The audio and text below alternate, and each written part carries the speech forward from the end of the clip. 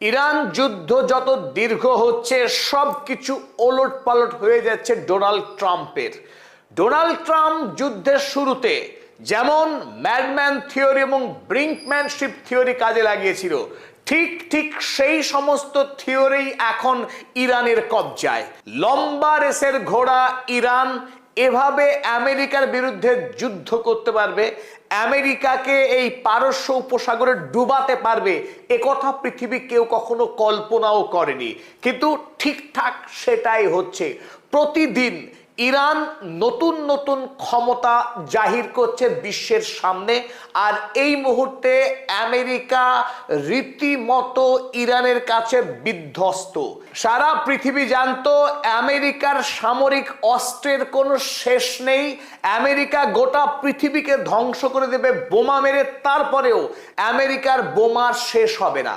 অথচ পৃথিবীতে প্রথম ইরান দেখিয়ে দিল যে আমেরিকার অস্ত্রের শেষ হতে পারে, এবং এমন ভাবে শেষ হতে পারে যে দাঁড়িয়ে দাঁড়িয়ে মার খাওয়া ছাড়া আমেরিকার আর কোনো পথ খোলা নেই।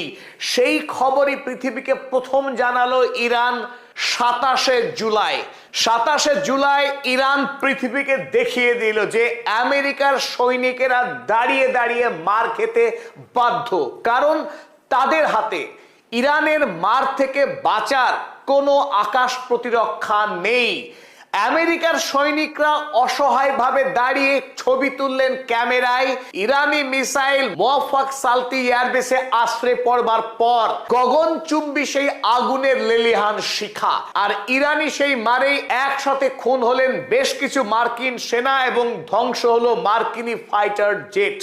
এখন আমরা এই ঘটনাকে কেন এত গুরুত্ব দিচ্ছি, তার মূল কারণ এই যে ইরানের ওই 27 তারিখের আক্রমণ কোনো প্রত্যাঘাত ছিল না।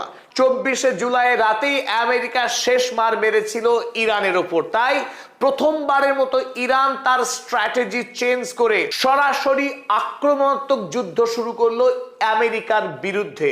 তার কারণ তখনও পৃথিবীর কাছে খবর ছিল না যে আমেরিকার রক্ষণ ভেঙে চুরমার হয়ে গেছে। আমেরিকার কাছে আর প্যাট্রিয়ট কিংবা থার্ড যাই বলি না কেন, আমেরিকার সেই গর্বের আকাশ প্রতিরক্ষা ব্যবস্থা, তাতে ব্যবহার করা মিসাইলের সংখ্যা হু হু করে নামতে নামতে একেবারে তলায় এসে ঠেকেছে। অর্থাৎ আমেরিকার কাছে যতই ইরানকে হামলা করার মতো বোমের মজুদ থাকুক না কেন, ইরানের হাত থেকে মার খেয়ে বাঁচবার জন্য যে মিসাইলের সম্ভার দরকার সেই মিসাইল আমেরিকার হাতে আর নেই। কারণ আমেরিকার সাম্রাজ্য ইতিপূর্বে কোনোদিনে আশ করতেই পারেনি যে তাকে পৃথিবীর কোনো শক্তি মার দিতে পারে। সে শুধু জেনেছিল পৃথিবীকে সে শুধু মারবে আর পৃথিবী মার খাবে, তার গায়ে কেউ হাত তুলতে পারবে না। এই জন্যই বলে অপরাধী একটা নিশানা রেখেই যায়, একটা বড় সড়ো ভুল করেই। আর আমেরিকা সেই ভুল করেছে। আমেরিকা কেবল আক্রমণ করবার জন্য বোমা বানিয়েছে, কিন্তু আক্রমণের হাত থেকে বাঁচবার জন্য সে বোমা বানাতে পারেনি। আর সেই সুযোগ কাজে লাগিয়েই ইরান এখন ম্যাডম্যান থিওরির ব্যবহার করছে এবং ব্রিঙ্কম্যানশিপ থিওরি ব্যবহার করছে, যে থিওরি ব্যবহার করেছিল যুদ্ধের শুরুতে ডোনাল্ড ট্রাম্প। তার থিওরিতেই এবার মুজতবা খামেনেই ডোনাল্ড ট্রাম্পকে স্বীকার করছেন। তাই শিকারই এবার খোদ শিকার হয়ে যাচ্ছে ইরানের হাতে। মুখখানা দেখুন ডোনাল্ড ট্রাম্পের, কি করুণ অবস্থা, বেচারা, তার দিকে তাকানো যাচ্ছে না। কদিন আগেই ইরানের সভ্যতাকে ধ্বংস করছিলেন, ইরানকে গিলে খেয়ে ফেলছিলেন, এখন তার অবস্থা ছেড়ে দে মা কেঁদে বাঁচি। চলুন আজকের এই ভিডিওতে আমরা আলোচনা করব কেন ইরান হঠাৎ করে তার যে যুদ্ধের কৌশল, রণকৌশল বদল করলো, এবং ঠিক কোন কায়দায় আমেরিকার ওপরে রীতিমতো পাহাড় প্রমাণ চাপ প্রয়োগ করতে শুরু করেছে ইরান। যুদ্ধের সম্পূর্ণ রাশ এখন ইরানের হাতে, যা আমেরিকা কোনোদিনও কল্পনা করতে পারেনি, বিশ্ব কোনোদিন কল্পনা করতে পারেনি। আর এই ভিডিওতে আমরা আজকে ব্যাখ্যা করব ডোনাল্ড ট্রাম্পের পাগলা নীতি, যে পাগলা নীতিকে এখন সৈয়দ মুজতবা খামেনেই ব্যবহার করছেন তার চাইতে অনেক বেশি দক্ষতার সাথে। কি এই পাগলা থিওরি এবং কেনই বা মুজতবা খামেনেই পাগলা থিওরিকে ব্যবহার করছেন, চলুন বুঝে নি সেই তত্ত্ব কথা। এবং এই ভিডিওর শেষে এই যুদ্ধ কোন দিকে মোড় নিতে যাচ্ছে সেই বিষয়ে গুরুত্বপূর্ণ আপডেট দেব। চলুন আমরা শুরু করি। আর সবার আগে সকলকে স্বাগত জানাচ্ছি আপনাদের বন্ধু অধ্যাপক আব্দুল হালিম। শুরু করা যাক। কথাই বলে না, কখনো দিদির হাত কখনো দাদার হাত, কারোর পৌষ মাস কারোর সর্বনাশ। ডোনাল্ড ট্রাম্প এবং বেঞ্জামিন নেতানিয়াহু তারা ভেবেছিলেন ইরানে যাবে এবং 3 দিনের মধ্যে যুদ্ধ শেষ করে বিজয়ীর বেশে ফিরে যাবে পশ্চিমী দুনিয়ায়। পশ্চিমী দুনিয়া চিরকাল শাসন করেছে এশিয়া মহাদেশকে, এই রীতি চলতে থাকবে আবহমান কাল ধরে। কিন্তু সেই গল্পকে ভেঙে খান খান করে দিয়েছে ইরান।